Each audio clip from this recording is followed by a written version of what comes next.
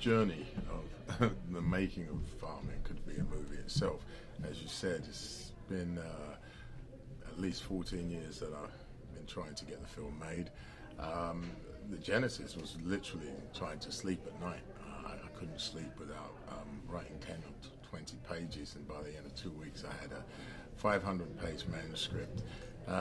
You know, I've been in the business as an actor for many years, so it was always very visual to me, and I showed it to some producers I was working with at the time, Tom Fontana, and he suggested that you know, I go into the Sundance Labs to workshop the project, which I did, and was mentored by Kathy Hardwick and Braulio Mantovani, Susan Schillerday, and out of that came more or less the 100-page script that you know we shot. It's autobiographical, so what I gleaned from that process was this objective perspective on a very subjective story. You know, as I've said, some of the mentors, they were brutal. You know, they take it apart and they give you very, you know, blunt, you know, suggestions, and you know, you take or leave what you feel is truer to the essence of the story. But it was very useful for me just to take a step back and look at it as a story, because I'm telling a personal story, but in a medium of entertainment.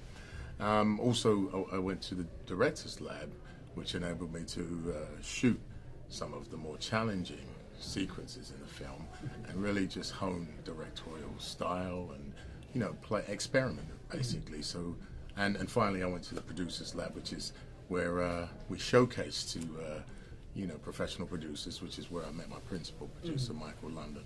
I didn't know anything about farming. I learned everything through the movie, and then I found out how many people were actually affected by it, and I was like, wow, this is a brilliant story to tell, because it comments on a piece of British history that no one's seen before. The main reason why I wanted to do the film was literally the ending. It was, like Adewale says, a story about triumph over adversity. It's about even when someone's on a self-destructive path and they're looking for their sense of identity and belonging, they could always overcome no matter what the world throws at them. And this man is proof of that. So. I read the script and I told one of my friends who is of Nigerian descent too. He was like, oh yeah, no, that happened to me for 6 months. And this is a guy that is one of my best friends, and we never talked about it in the 15 years that we've known each other. So for me it's fascinating, because I think it is such, you know, he didn't have as an extreme experience as Adewale did, but and it was very brief. But I think there's, you know, so many people that have been through this, these experiences, and I think it will be interesting when the film comes out, you know, that it's a way for people to sort of talk about their experience. It's going to mess you up. In a good way.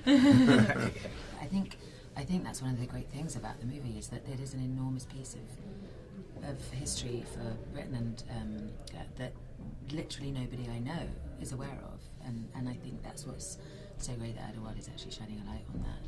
It's been invaluable, my, you know, acting career, because inevitably I understand how the actor feels, and I just want to create a space where they will create their best work. It's not about, you know, directing them per se.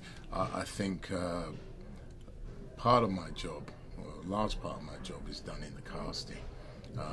All the wonderful actors that you have sitting here, some of which I've had the good fortune to work with personally in movies, but they inherited the essence of the characters that I wrote, and I trust these guys, and you know, and they're all at their A game, and it was simply about creating the space. We had the script as a platform, and when they start to say the words, the lines that you've written, even though there were lines that I may have said, or the characters, the magic happened when the chemistry comes together, and that's what you want to catch. There were things that Damson did and said that weren't in the script, but were truer to the essence of what I was trying to say, and that's what I captured. So it was very much collaborative, and a respectful kind of humble experience, to be quite frank, you know.